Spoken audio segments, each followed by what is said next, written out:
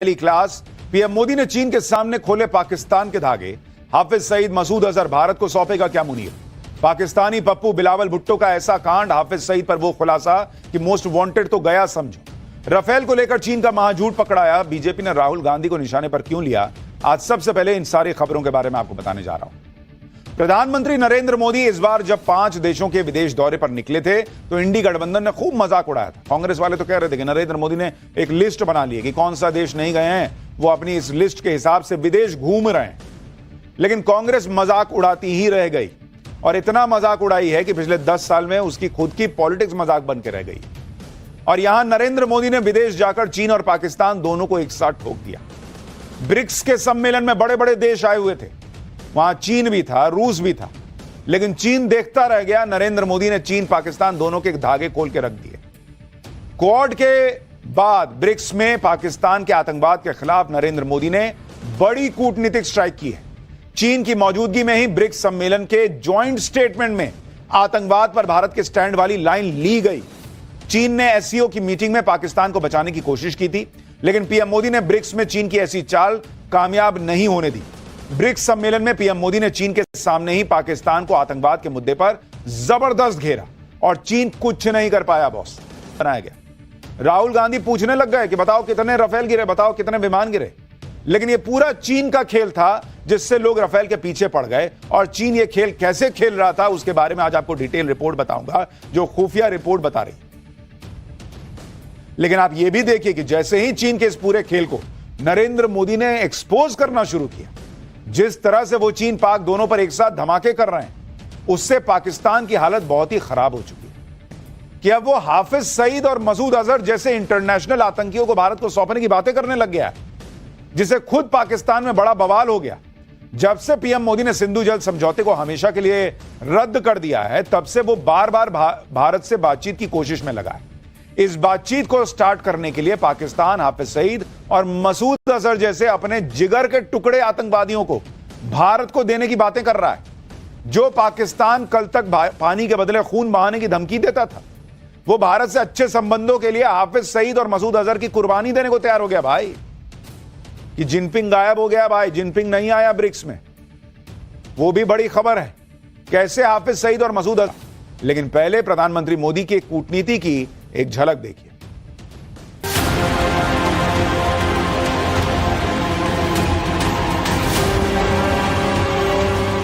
सुख चैन की जिंदगी जियो, रोटी खाओ, वरना मेरी गोली तो है ही।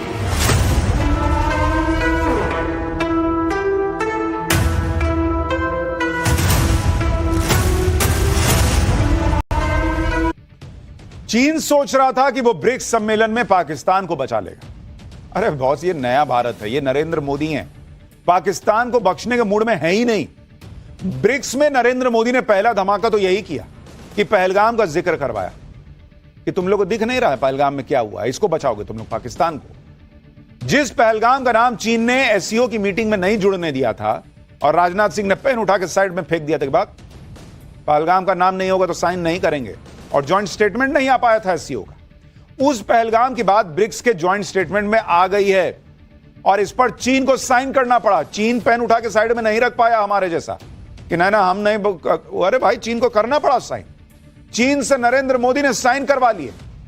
ब्रिक्स के ज्वाइंट स्टेटमेंट में कहा गया कि 22 अप्रैल को पहलगाम में हुए आतंकी हमले की कड़े शब्दों में निंदा करते हैं। हर तरह के आतंकवाद के खिलाफ एकजुट होकर लड़ने की बात कही गई। इससे cross border terrorism, terror financing और आतंकियों को पनाह देने वालों के खिलाफ भी एक्शन लेने की बातें हुई। स्टेटमेंट में कहा गया कि जो भी आतंकी गतिविधियों में शामिल है और आतंकियों को सपोर्ट करते हैं, सबको न्याय के दायरे में लाकर एक्शन होना होगा। यह वही लाइन है जो नरेंद्र मोदी कहते आ रहे हैं कि अब पाकिस्तान की सरकार, वहां की सेना और आतंकियों को अलग करके नहीं देखेंगे। सेम बात जो है वो ब्रिक्स के ज्वाइंट स्टेटमेंट में आई है कि भाई जो मदद करेगा उसको भी ठोकना होगा। ब्रिक्स देशों ने कहा कि आतंकवाद के खिलाफ जीरो टॉलरेंस होना चाहिए, आतंकवाद के खिलाफ लड़ाई में डबल स्टैंडर्ड नहीं चलेगा। साथ ही यूएन की तरफ से घोषित आतंकी और आतंकी संगठनों पर सख्त एक्शन लेने की बात कही गई। यानी ज्वाइंट स्टेटमेंट तो ब्रिक्स का था, चाइना सामने बैठा हुआ था, लेकिन चल वहां नरेंद्र मोदी की रही थी, भारत की रही थी। जो हम कह रहे हैं वही होगा। ब्रिक्स के जॉइंट स्टेटमेंट में ये सारी बातें भारत के पक्ष में गई। ये बातें भारत कहता आया है। इसमें यूएन की तरफ से घोषित आतंकियों का भी जिक्र है और सबको पता है कि आतंकी कौन है और इन्होंने कहां पनाह ली हुई है। अहम बात यह भी है कि ब्रिक्स में चीन का बहुत प्रभाव भी है। ब्रिक्स में आतंकवाद के मुद्दे पर भारत का साथ दे दिया भाई, क्योंकि ईरान को दिखा कि उधर से अमेरिका हमको मार रहा था और ये मुनीर वहां जाकर लंच कर रहा था और ऑर्डर ले रहा था कि हाँ बताइए ना ट्रंप साहब क्या करना है। ईरान को नहीं दिख रहा है, सब दिखता है इन लोगों को कि पाकिस्तान जो है वो किसी का नहीं है। पैसा मिले वो लेट जाता है, कहीं भी बिछ जाता है जमीन पर, पैर पकड़ लेता है। ब्रिक्स सम्मेलन से ही पीएम मोदी ने चीन को भी समझा दिया कि आतंकवाद पर पाकिस्तान को जो साइलेंट सपोर्ट कर रहे हो ना, वो हम देख रहे हैं, भारत की कड़ी नजर है उस पर और ये ज्यादा चलने नहीं देंगे हम लोग। ब्रिक्स सम्मेलन में पीएम मोदी ने आतंकवाद के खिलाफ एकदम सख्त स्टैंड लेते हुए कहा कि आतंकवाद पर दोहरा रवैया नहीं चलेगा। आतंकियों पर प्रतिबंध लगाने में हिचकना नहीं चाहिए भाई, आतंकी है बैन करो उसको। आतंकवाद के पीड़ित और गुनहगारों को एक तराजू पे कैसे रखोगे तुम भाई? पर्सनल या पॉलिटिकल फायदे के लिए आतंकवाद पर कोई भी साइलेंट सपोर्ट मंजूर नहीं होगा। आतंकवाद से लड़ने के लिए ब्रिक्स देशों को क्लियर और एकजुटता वाला स्टैंड लेना चाहिए। यानी नरेंद्र मोदी ने कह दिया भाई कि तुम पाकिस्तान को जो है वो भीख दे दे के वहां अपना रोड बना लो, इंफ्रास्ट्रक्चर बना लो और फिर पाकिस्तान को बचाओ, ये नहीं चलेगा। अगर चीन को यह बात समझ आए तो ठीक है, लेकिन ऐसा लगता नहीं कि चीन इतनी जल्द सुधरेगा। ऑपरेशन सिंदूर के दौरान भी चीन ने पर्दे के पीछे से पाकिस्तान को सपोर्ट और इंटेलिजेंस इनपुट देकर जो खेला किया था, उसका खुलासा सेना ऑलरेडी कर चुकी है कि वहां से वो चीन बता रहा था अपने सैटेलाइट से देख देख के कि देखो भारत मारने वाला। सबसे बड़ी बात तो यह है कि चीन इतना बताता रहा फिर भी भारत मारता रहा, तो तुम्हारे बचाने से क्या हो गया? तुम्हारा ना हथियार चलाना पाकिस्तान रोक पाया हमको। अब चीन की और चोरी पकड़ी गई। अब खुलासा यह हुआ है कि ऑपरेशन सिंदूर के दौरान चीन ने जानबूझकर भारत के खिलाफ फेक न्यूज फैलाई। खबर है कि चीन ने जानबूझकर फ्रांस के फाइटर जेट राफेल की इमेज को बर्बाद करने के लिए उसके खिलाफ एक कैंपेन चलाया। ऑपरेशन सिंदूर के दौरान पाकिस्तान ने भारत के 3 राफेल जेट गिराने का दावा ठोक दिया। इसी दावे को चीन ने हवा दी और राफेल की परफॉर्मेंस पर सवाल उठाते हुए ऑनलाइन कैंपेन चला दिया झूठा। इस कैंपेन में वायरल पोस्ट, राफेल के गिरने की फर्जी तस्वीरें, एआई जनरेटेड कंटेंट और गेम चलता है, वीडियो गेम, उसके वीडियो डाल डाल के बता दिए ये लोग सोशल मीडिया पे, देखो राफेल गिर गया, और उसको असली की तरह दिखा दिया। ऑपरेशन सिंदूर के दौरान चीन के हथियारों की वाहवाही करने के लिए भी 1000 से ज्यादा सोशल मीडिया अकाउंट खोलेगा। चीन के इस कैंपेन का असर यह हुआ कि भारत में कई लोग पाकिस्तान के झूठ के झांसे में आ गए। लेकिन भारत में राफेल पर हुई राजनीति की बात तो आगे करूंगा, अभी चीन की बात जरूरी है, जिसके फेक न्यूज की फैक्ट्री का भंडाफोड़ फ्रांस के जरिए उन देशों को राफेल खरीदने से रोकने की कोशिश की जिन्होंने फ्रांस को राफेल का ऑर्डर दे दिया था या ऑर्डर देने की सोच रहे थे। आप सोच रहे हैं कितना पर्दे के पीछे गेम चलता है? ये आर्म्स लॉबी काम करती है भैया, बहुत अथाह पैसा इनके पास, ये लोग खेल करते हैं।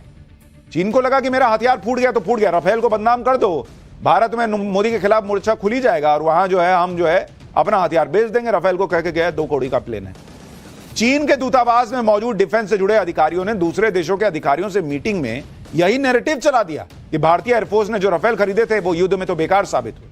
राफेल की परफॉर्मेंस पर सवाल उठाने के साथ साथ ही चीन ने इन देशों को यह भी झूठ बेच दिया कि राफेल के मुकाबले उनके जेट कहीं ज्यादा बेहतर है, नहीं है, बल्कि उसकी डिफेंस इंडस्ट्री का पिलर है।